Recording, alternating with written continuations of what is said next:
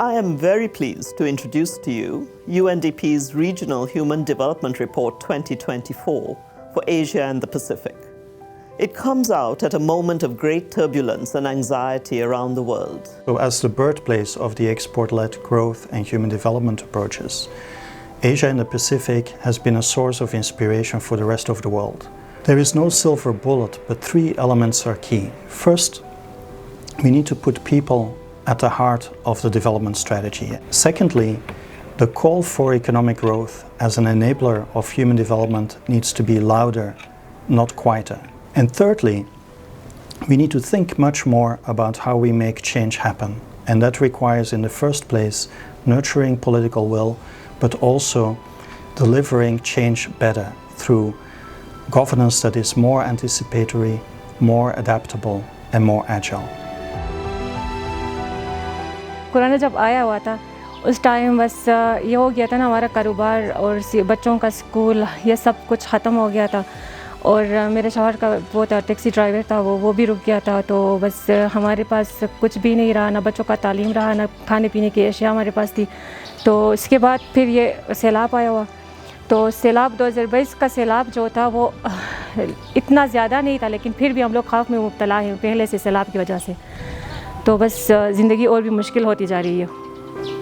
जी रोम तक फल बात विचरण वहाँ बताए वो ये मन लो ये डंग थे आई वो बॉडी बस ने ये लोग रंग आई बांध रम तम हाउ पे अब मैं आज जरा थे आई लो पे हाउ बांध दे साइम दान ये नॉम थे थे क्या ने कराए ताले वो मन ने माय थे के ते नौ मुझ पर स्नाम मन जमा माय पे Our role as guardians of the ocean means that we need to be cognizant of developments that are taking place both above the sea and particularly below the sea, and recognizing that this is something that connects to the sustainable development goals. Growth is important. We all deserve much better life, but the growth needs to be the right kind of growth, the growth that doesn't leave any debts behind for our future generations. To do this, we need to shift to a cleaner, greener energy quickly. I think the democracy is backsliding because there are a lot of things that is happening right now. Currently, we live, I feel like, in a partial democracy in which people are choosing or electing those in power, but then the option that we have is limited and is being determined by those people in power who want to stay in power for always. Innovation and entrepreneurship is growing in Asia, and it needs support from the government to incentivize these young entrepreneurs. Entrepreneurship is super important to the economy because there are a lot of gaps, challenges, and problems in society, and once we find the gap, entrepreneurship is the one that fills that gap. What should be our absolute priorities for the years to come? 1. Clean water for every impoverished village throughout the world. 2.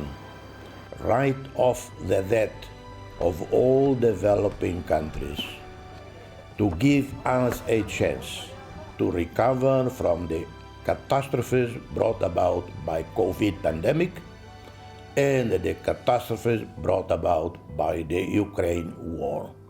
This would be the only way for us to meet the Sustainable Development Goals by 2030. Getting a job as a trans person is very difficult. Sustaining one even more so.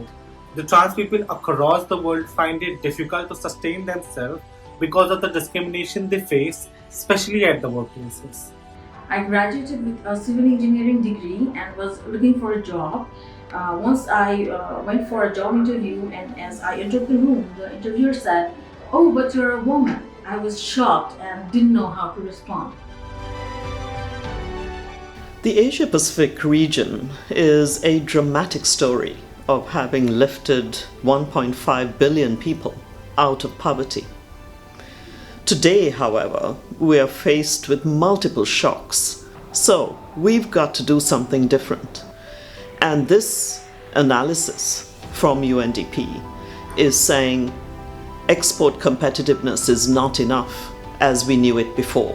So what are new strategies that actually create more jobs, particularly for young people, focus in on food security and energy security and do so in much stronger ways? Look at our domestic markets and say, is it reaching the poorest? And then go big on making sure that women and girls are not left behind. There is no country in our region that can prosper if half its population is left behind.